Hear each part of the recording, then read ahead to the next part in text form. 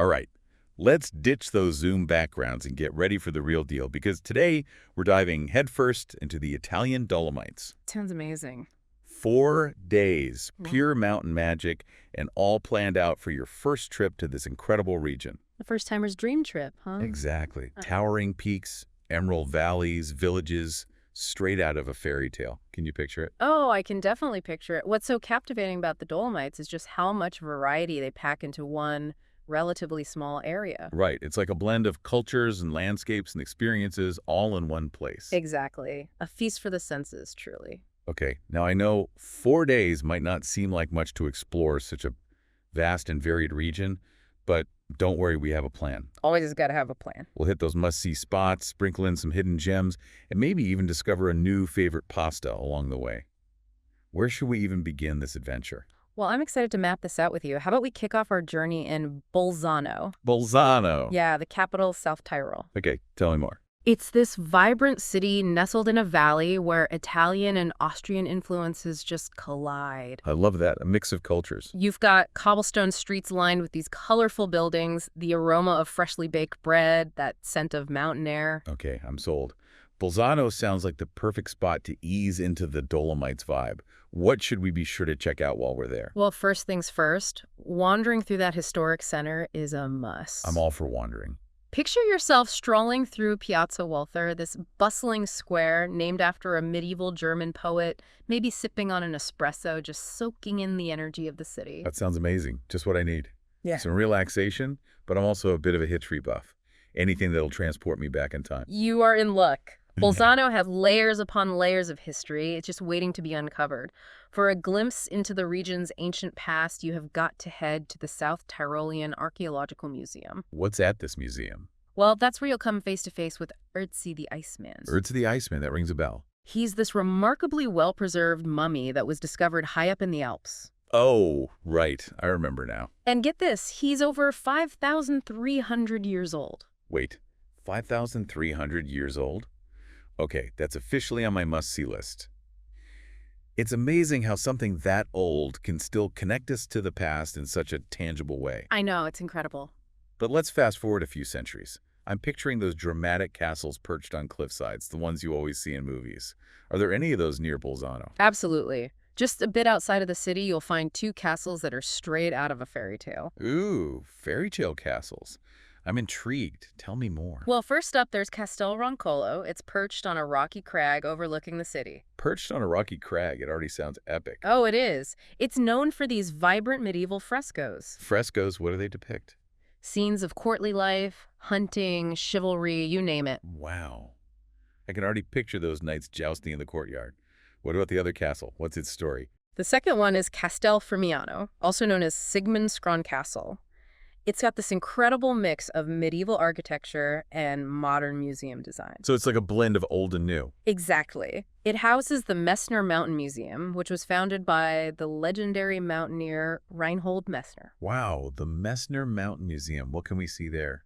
Well, you can explore exhibits on the history of mountaineering, the culture of mountain people, and the relationship between humans and the mountains. Wow, that sounds like a perfect blend of history, culture, and mountain lore.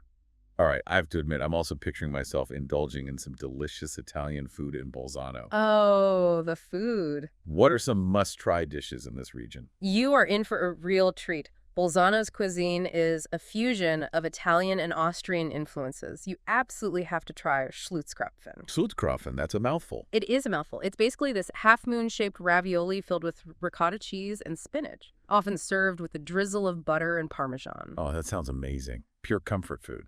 It's divine. Okay, adding that to my culinary bucket list. Now, after a day exploring Bolzano, where should we rest our heads for the night? Is there a particular area that offers a good blend of charm and convenience? Well, Bolzano has a wide range of accommodations, from cozy guest houses to stylish boutique hotels. So many options. If you want to be right in the heart of it all, I'd recommend staying in the historic center. Makes sense. That way, you can wander out in the evening and just enjoy the city's lively atmosphere. All right, Bolzano sounds like the perfect launch pad for our Dolomites adventure. So after we've soaked in the history, the culture, and hopefully some amazing food, where does this journey take us next? Get ready for a scenic drive. Ooh, a scenic drive. Love those. Our next stop is Cortina d'Ampezzo. Cortina d'Ampezzo, where's that? It's about a 2-hour drive from Bolzano. Okay. And it's really where the Dolomites start to unveil their dramatic beauty. Okay, I'm intrigued. Think towering limestone peaks, emerald valleys, and a town that's often called the Pearl of the Dolomites. A pearl nestled in the heart of the mountains. How can we skip that? But tell me, what makes Cortina so special? Well, Cortina has this unique blend of natural beauty and just sophisticated charm. It's a place where you can hike amidst breathtaking scenery in the morning and then enjoy an aperitivo in a chic piazza in the evening. Hike in the morning, aperitivo in the evening. I love that. It's no wonder it's a favorite among celebrities and royalty. Okay, I'm already picturing myself sipping a Campari Spritz with a view of those iconic peaks. But let's talk about those hiking trails for a minute. I'm eager to get out there and experience the Dolomites, up close and personal.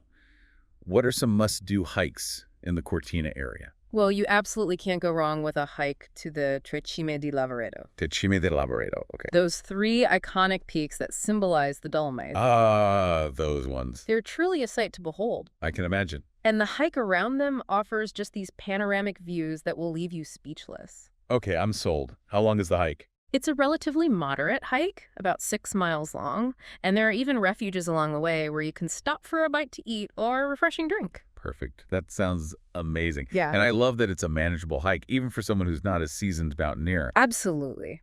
But what if our listeners looking for something a bit more off the beaten path? Are there any hidden gems in the Cortina area that you'd recommend? Absolutely. If you're looking for a quieter experience, I'd recommend heading to Lago di Serapis. Lago di Serapis, okay. What's that like? It's this stunning turquoise lake, Ooh, turquoise lake. nestled beneath these towering peaks, and the hike to get there is just as beautiful as the lake itself. Ooh, I love that. You'll wind through forests, past cascading waterfalls, and eventually emerge into this alpine paradise. Lago di Serapis, that sounds incredible, like the perfect place to escape the crowds and just soak in the tranquility of the Dolomites. Now, after a day of exploring the trails around Cortina, what should we do in the evening? Cortina truly comes alive in the evening, and Corso Italia is the place to be. Corso Italia. Tell me more. It's this pedestrian-friendly street lined with elegant boutiques, cozy cafes, and inviting restaurants.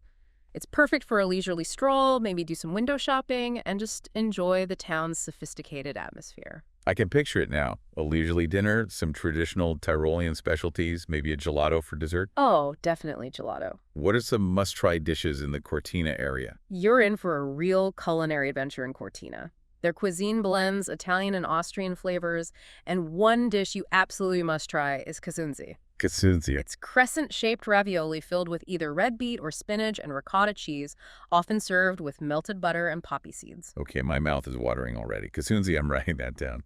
And what about accommodations? Where should we spend the night in Cortina? Cortina has a really wide range of accommodations, from luxurious hotels to charming guest houses. If you're looking to splurge, the Hotel Cristallo is a classic choice, known for its elegant atmosphere and stunning views. Sounds fancy. But there are also plenty of more affordable options, like cozy bed and breakfasts that offer a more intimate experience. Fantastic. So we've explored Bolzano, immersed ourselves in history and culture, and now we're enjoying the sophisticated charm of Cortina. We're hiking amidst breathtaking scenery, indulging in delicious Tyrolean cuisine. What awaits us on day 3 of this incredible Dolomites adventure? Well, get ready to dive even deeper into the heart of the Dolomites. Our next stop will take you to Alta Badia. Alta Badia, okay. It's a region known for its picturesque villages, lush meadows, and some of the most iconic hiking trails in the world. Okay, I'm already picturing those idyllic alpine landscapes. Yeah. But tell me what makes Alta Badia stand out from the other valleys we've explored so far. Alta Badia has this incredible sense of tranquility and unspoiled beauty. It's a place where you can truly connect with nature, breathe in that fresh mountain air, and maybe even hear the gentle tinkling of cowbells in the distance. Okay, I think I can hear those cowbells already. It sounds like the perfect antidote to the hustle and bustle of everyday life. But I know you mentioned some iconic hiking trails.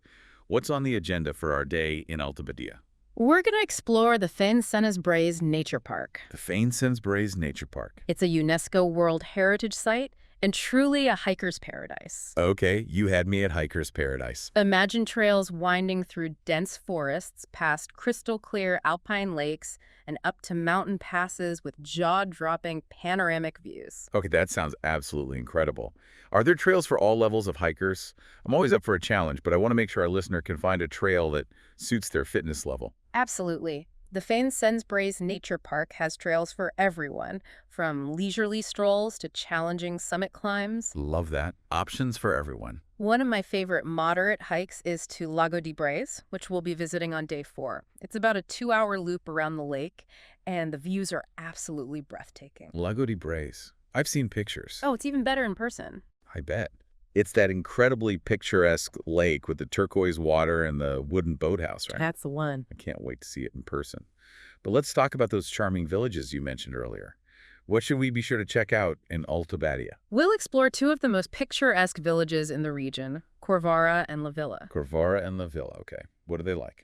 Corvara is a bit more lively, with a charming town square and plenty of shops and restaurants. La Villa is a bit quieter, known for its traditional Latin architecture and stunning views of the Sasonger Mountain. I love that we get to experience both the lively and the quiet side of Alta Badia. Latin architecture, that's something I've been curious about. What makes it unique? Well, the Latin people are an ancient ethnic group who have inhabited the Dolomites for centuries. Wow, centuries. Their culture is a fascinating blend of Italian, Austrian, and Rado-Romantic influences. That's fascinating. A true mix of cultures. And their architecture reflects that unique heritage. You'll see these charming wooden houses with intricate carvings, flower-filled balconies, and just a warm, welcoming atmosphere. It sounds like stepping back in time. I can already picture myself wandering through those villages, soaking in the atmosphere, and maybe enjoying a coffee and pastry at a local cafe. Oh, definitely.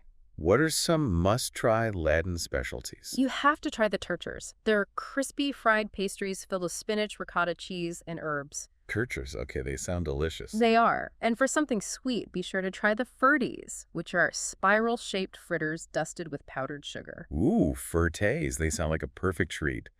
Now, after a day of hiking in the Sensbres Nature Park and exploring those charming villages, where should we stay in Alta Badia? Well, Alta Badia has a fantastic selection of accommodations, from cozy mountain huts to luxurious spa hotels. So many choices. If you're looking for an authentic experience, I'd recommend staying in a traditional Latin guest house. Ooh, a traditional Latin guest house. I love that. Many of them are family-run and offer that warm, welcoming hospitality that the region is known for. Perfect. So we've explored Bolzano, experienced the charm of Cortina, and now we're immersing ourselves in the tranquility of Alta Badia. We're hiking amidst breathtaking scenery and savoring the flavors of Latin cuisine.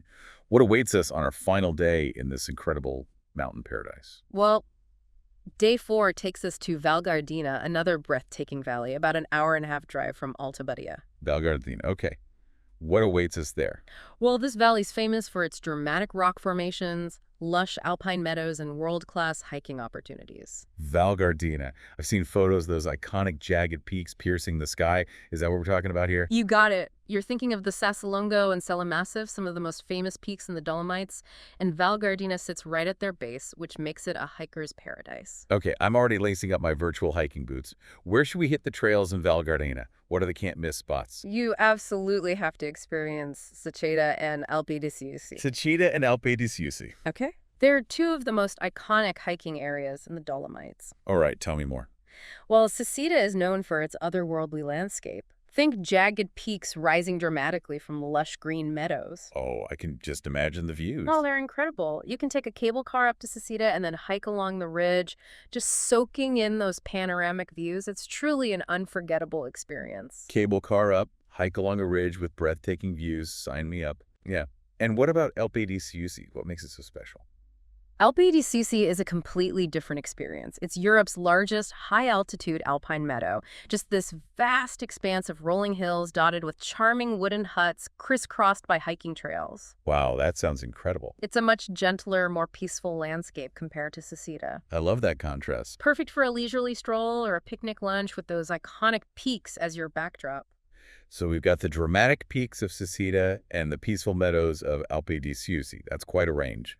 But we can't forget about the charming villages. What's in store for us in Val Gardena? Well, Val Gardena is home to three main villages, each with its own unique personality. There's Ortisei, Courtesy. with its pedestrian-friendly main street and beautiful wood carvings. Wood carvings. It's a craft the region is really famous for. Okay. Then there's Santa Cristina. It's a bit quieter. It's known for its charming church and stunning views of the Sassalungo Peak. Okay. And finally, there's Selva. Selva is a popular spot for both hikers and skiers. It's got access to some of the best trails in the area. Wow. It's fascinating how each village has its own distinct character, even within the same valley.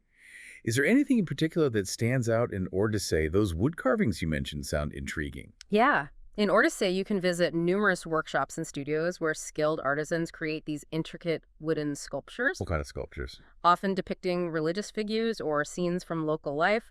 It's truly a testament to the region's rich artistic heritage. I can see why that would be a highlight.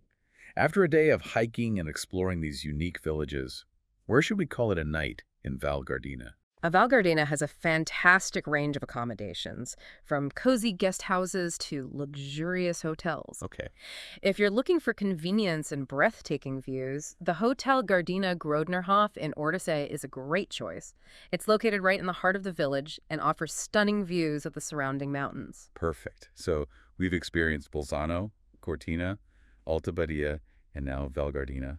We've hiked amidst breathtaking landscapes, explored charming villages, and savored regional cuisine.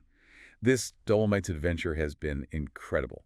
But is our journey coming to an end? Well, our 4-day itinerary is nearly complete, but we have one more unforgettable stop before heading back to Bolzano for departure. Ooh, I love that. Tell me more. All right, back from Val Gardena, we're going to make a detour to Lake Braze. Lake Braze, I've heard so much about this. It's like something out of a fairy tale. I can't believe we get to see it in person. Oh, it's truly a sight to behold.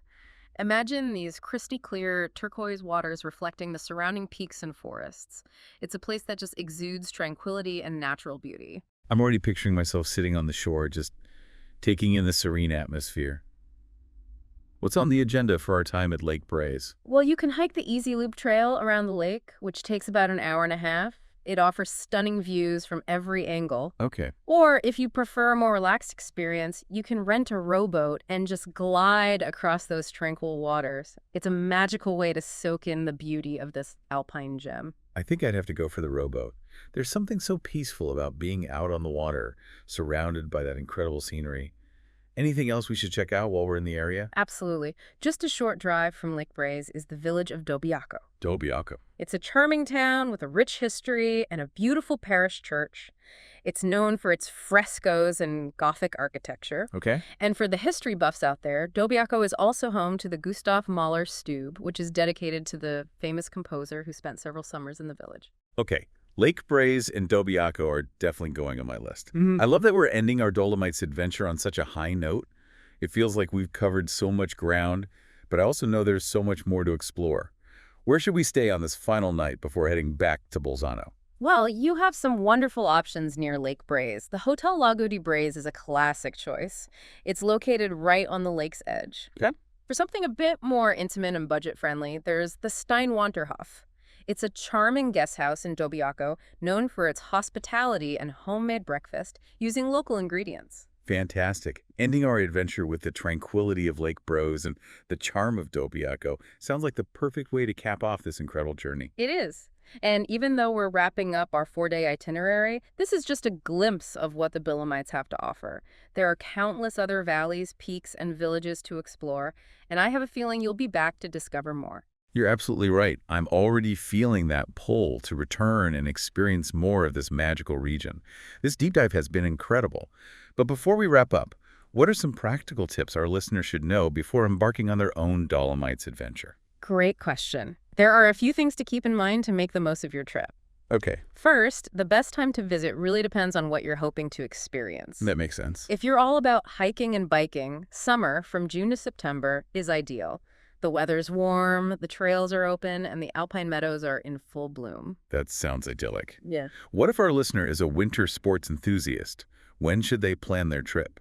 For skiing and snowboarding, aim for the winter months, from December to March. The Dolomites are home to some world-class ski resorts, and the scenery is just as breathtaking covered in snow. Got it. Summer for hiking and biking, winter for skiing and snowboarding. What about the shoulder seasons? Are those good times to visit? Spring and autumn can be fantastic times to visit if you want to avoid the crowds and enjoy milder weather. You might not be able to do all the high-altitude hikes, but the scenery is still stunning, and you'll have those trails mostly to yourself. That's a great tip. Fewer crowds, beautiful scenery. What's not to love? What about transportation? What's the best way to get around the Dolomites? Renting a car is definitely the most convenient way to explore the region. Yep. The roads are generally well-maintained, and the drives themselves are incredibly scenic, offering breathtaking views around every bend. Just be prepared for some winding mountain roads and maybe a few hairpin turns. I can imagine those drives being an adventure in themselves. But what if our listener isn't comfortable driving in those conditions? Are there alternative options? Absolutely. There are good bus services that connect the major towns and villages, and you can also take trains to some areas. And don't forget about the cable cars. Oh yeah, the cable cars. They're not only a mode of transportation, but also a fantastic way to access those high-altitude hiking areas and enjoy those panoramic views. Good point. Yeah. Those cable cars are an experience in themselves. We've talked a lot about the activities and the scenery, but we can't forget about the food. The food. What culinary delights should our listener be sure to sample in the Dolomites? Oh, the food is incredible. You're in for a real treat. Since the Dolomites are in northeastern Italy, the cuisine has influences from both Italian and Austrian traditions. I love that fusion. Think hearty mountain fare, fresh pasta dishes, and decadent desserts. Ooh, that sounds like a delicious fusion. Yeah. What are some must-try dishes? You have to try polenta. Polenta. It's a creamy cornmeal porridge that's often served with cheese, mushrooms, or game meat. And don't miss out on canederli. They're bread dumplings that can be served in broth, with sauce, or even as a side dish. Polenta and bread dumplings. Those sound like the perfect dishes to warm you up after a day out in the mountains. What about something sweet? Any desserts we should be on the lookout for? You can't go wrong with apple strudel. Ooh, apple strudel. It's a classic dessert in this region, and you'll find it on almost every menu. It's best enjoyed warm, with a scoop of vanilla ice cream. All right, I'm officially adding apple strudel to my Dolomites to eat list. It sounds like the perfect ending to a delicious meal. Before we wrap up, any final words of wisdom for our listener as they plan their Dolomites adventure? Just remember that the Dolomites are a region best experienced slowly. Okay. Don't try to cram too much into one trip. Pick a few areas that truly speak to you and take your time exploring them. Hike, bike, savor the food, chat with the locals, and truly immerse yourself in the beauty and culture of this incredible region. That's such great advice. Slow down, savor the moment, and soak it all in. This deep dive into the Dolomites has been truly inspiring. I don't know about you, but I'm feeling ready to book my flight and pack my bags. Me too. The Dolomites are a place that will stay with you long after you've left. I can imagine. The stunning scenery, the charming villages, that delicious food, and the warm hospitality create an unforgettable experience. And to our listener who is planning their first trip to this magical mountain range, I hope this deep dive has given you the inspiration and information you need to start planning your own adventure. You're in for a truly unforgettable experience. Absolutely. The Dolomites are waiting to be explored, and I have a feeling this is just the beginning of your journey. And remember, if you ever need a refresher on all things Dolomites, just hit rewind on this deep dive. We'll be here to guide you through those towering peaks and charming villages. Until next time, happy travels. I think we've successfully transported our listener right to the heart of the Dolomites. Those towering peaks, charming villages, delicious food, it's all so vivid now. It's a region that just captures the imagination, and I think we've equipped our listener with a fantastic starting point for their own Dolomites adventure. Absolutely. But before we send them off on their journey, let's talk about some essential travel tips that'll help them make the most of their trip. What are some things our listeners should keep in mind when planning their Dolomites adventure? Well, first things first, packing for the Dolomites is all about layers. Layers, okay. The weather can change really quickly in the mountains. Oh, I bet. So you want to be prepared for everything. Sunshine to sudden showers and even chilly evenings. Makes sense, even in the summer. Even in the summer. You just never know. So versatile clothing is key. What about footwear? What kind of shoes should our listener pack for exploring the Dolomites? Well, comfortable hiking boots are a must, especially if you're planning on doing any serious hiking. Okay, hiking boots. But even if you're sticking to the villages and gentler trails, you'll want something sturdy with good ankle support. Right. Those cobblestone streets can be a bit uneven. Good advice. Comfortable footwear can make or break a trip. Now, we talked about the best times to visit for hiking and winter sports. Right. But what about those who are interested in experiencing the Dolomites' cultural side? Ooh, good question. Are there any festivals or events that you'd recommend? Well, the Dolomites are rich in culture and traditions, and there are festivals happening all throughout the year. One of my favorites is the Cortina Summer Festival. The Cortina Summer Festival. It takes place in July and August. Okay. It features a variety of concerts, performances, and exhibitions, showcasing everything from classical music to traditional Latin folk music. That sounds like a wonderful way to experience the local culture. It is. Are there any events that are specific to the Latin people that you'd recommend? Yeah, if you're interested in Latin culture, the Gran Festa da Dista in Val Gardena is a must-see. Gran Festa da Dista, what is that? It's a summer festival that celebrates Latin traditions with folk music, dancing, food, and crafts. It's a very colorful, lively event that showcases the unique heritage of the Latin people. I'm making a note of that. Now, let's talk about language for a second. Is it essential for our listener to speak Italian or German to get by in the Dolomites? Well, while knowing a few basic phrases in Italian or German is always helpful, most people in the tourism industry speak English. That's good to know. But I always encourage travelers to learn a few basic phrases in the local language. I agree. It shows respect for the culture. Right. And can lead to some really heartwarming interactions with locals. I completely agree. Even a simple buongiorno or grazie can go a long way in making a connection. Now, what about money matters? What's the currency in the Dolomites? The currency is the euro. Okay. And credit cards are widely accepted in most hotels, restaurants, and shops. Right. However, it's always a good idea to have some cash on hand, especially if you're visiting smaller villages or markets. Good point. It's always better to be prepared. Now, before we wrap up, any final words of advice for our listener as they embark on their Dolomites adventure? Just remember to embrace the unexpected. The Dolomites are full of surprises, from hidden trails to charming cafes to chance encounters with friendly locals. Don't be afraid to stray from the itinerary and follow your curiosity. Those unplanned moments often turn into the most cherished memories. That's such great advice. Be open to new experiences, embrace the unexpected, and savor every moment. Well, I think we've covered it all, from breathtaking hikes to charming villages, delicious food, and practical travel tips. We've given our listener a deep dive into the heart of the Dolomites. It's been an absolute pleasure exploring this magical region with you, and I have a feeling our listener is already dreaming of those towering peaks and emerald valleys. I know I am. And to our listener, we can't wait to hear about your adventures in the Dolomites. Be sure to share your stories and photos with us. Until then, happy travel.